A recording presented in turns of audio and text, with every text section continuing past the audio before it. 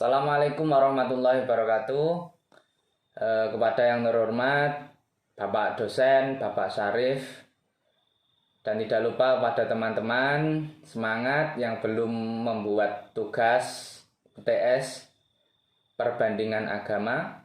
Di sini saya akan menyampaikan materi tentang ajaran 4 kebenaran mulia dan 8 jalan pelepasan dalam agama Buddha. Sejarah singkat agama Buddha. Ajaran Buddha berasal dari Siddhartha Gautama atau Sang Buddha. Siddhartha Gautama lahir pada 563 sebelum Masehi di sebuah tempat dekat kaki bukit Himalaya, dan kemudian dia mulai mengajar di sekitar Benares.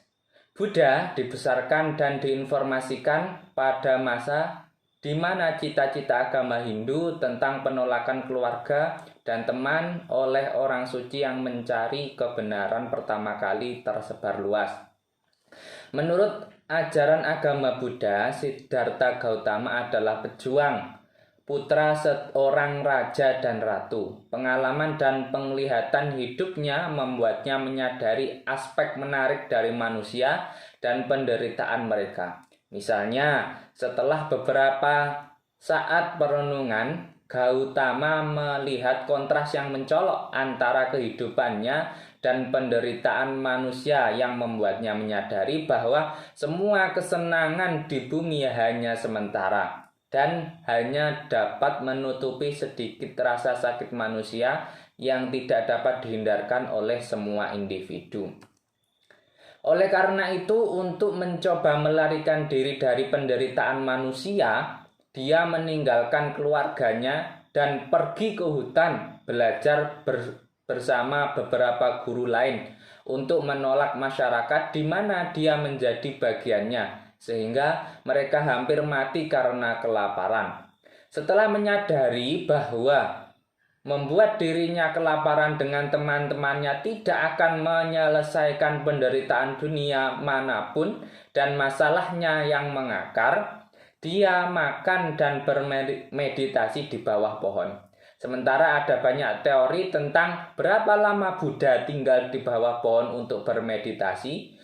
Beberapa mengatakan hanya sehari, sementara yang lain mengklaim itu lebih dari 6 bulan. Akhirnya dia menemukan jawaban yang benar untuk penyebab penderitaan dan pembebasan permanennya. Jadi setelah bermeditasi di bawah pohon, Sang Buddha akhirnya mendapatkan petunjuk bagaimana keluar dari penderitaan dan terbebas dari penderitaan tersebut. Ada 4 kebenaran mulia dari ajaran Buddha. Yang pertama, dukkha adalah kebenaran mulia yang pertama dikenal dalam bahasa Indonesia sebagai kebenaran penderitaan. Ketika menganalisis penderitaan, umat Buddha mengenali bahwa ada 3 jenis rasa sakit. Yang pertama adalah usia, sakit, dan kematian. Umat Buddha memahami bahwa hidup sering gagal untuk memenuhi harapan kita. Kepuasan hanya bersifat sementara. Dengan menerima kebenaran pertama ini, umat Buddha tidak optimis atau memiliki perasaan yang pesimis. Yang kedua dari 4 kebenaran mulia adalah samudaya. Samudaya adalah kebenaran mulia yang kedua tentang asal mula penderitaan. Masalah sehari-hari banyak orang mungkin berasal dari penyebab sederhana, mungkin haus, lapar, sedih, atau kehilangan orang yang dicintai.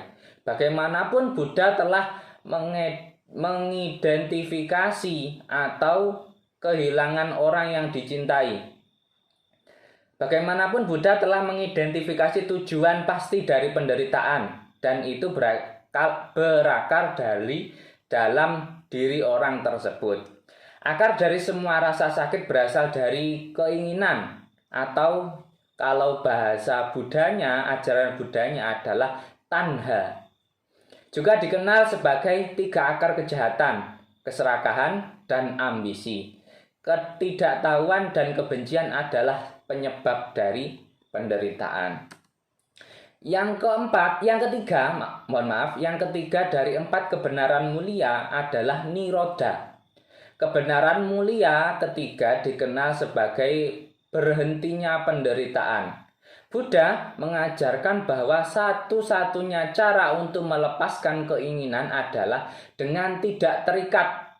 Nirwana hanya dapat dicapai jika ketika api keinginan itu dipadamkan. Yang nomor 4 dari 4 kebenaran mulia adalah magga. Dikenal sebagai jalan menuju lenyapnya penderitaan atau kebenaran mulia terakhir, yaitu seperangkat prinsip yang disebut jalan berunsur 8. Juga dikenal sebagai jalan tengah. Jalan berunsur 8 menghindari kesenangan. Dalam daftar berikut ini saya akan menjelaskan apa saja 8 hal tersebut. Yang pertama adalah samaditi. Dikenal dalam bahasa Indonesia sebagai pemahaman yang benar, yaitu menerima ajaran Buddha. Buddha tidak pernah ingin para pengikutnya mempercayai ajarannya secara membabi buta. Sebaliknya, mereka harus menilai sendiri apakah mereka benar dalam memahami ajaran Buddha. Yang kedua adalah sama sangkapa. Dapat dipahami dalam bahasa Indonesia sebagai niat atau komitmen yang benar untuk mengembangkan sikap yang benar. Yang nomor 3 adalah sammavaka. Ucapan benar, yaitu berarti bahwa praktisi harus menghindari perkataan, fitnah atau gosip yang berbahaya dan fokus dalam berbicara dengan benar kepada orang lain. Sammakamanta. Bagian atau langkah keempat dikenal sebagai perbuatan benar, yaitu berperilaku damai dan harmonis bersama-sama, menghindari pencurian, pembunuhan, atau memanjaan seksual yang berlebihan, dalam artian menghindari segala perkara-perkara yang buruk. Yang nomor 5 adalah sama ajiva. Dalam bahasa Indonesia dikenal sebagai mata pencaharian yang benar. Umat Buddha yang taat, yang bekerja, yang berada di Indonesia, jalan ini adalah bekerja keras untuk menghindari nafkah dengan cara membahayakan orang lain. Yang selanjutnya adalah sammavayama.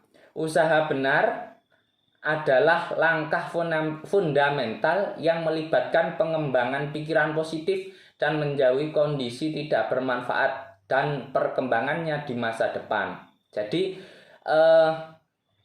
menghindari usaha-usaha yang tidak benar atau yang menyakiti orang lain atau lingkungan, itu adalah inti dari sammavayama. Yang nomor 7 dari 8 jalan pelepasan disebut sebagai samasati, atau kalau diartikan di bahasa Indonesia sebagai perhatian yang benar. Pengikut yang menyerahkan diri untuk mengembangkan kesadaran akan tubuh, sensasi, perasaan, dan keadaan pikiran. Dalam artian adalah tubuh yang bisa dikendalikan untuk melakukan perbuatan-perbuatan baik. Yang terakhir dalam 8 jalan pelepasan adalah samma samadhi, yaitu konsentrasi benar, dalam artian mengembangkan fokus mental yang diperlukan untuk jalan berunsur 8. Jadi itu tadi adalah 8 jalan pelepasan dalam agama Buddha. Sekian dari saya. Apabila ada kurang lebihnya mohon maaf. Assalamualaikum warahmatullahi wabarakatuh.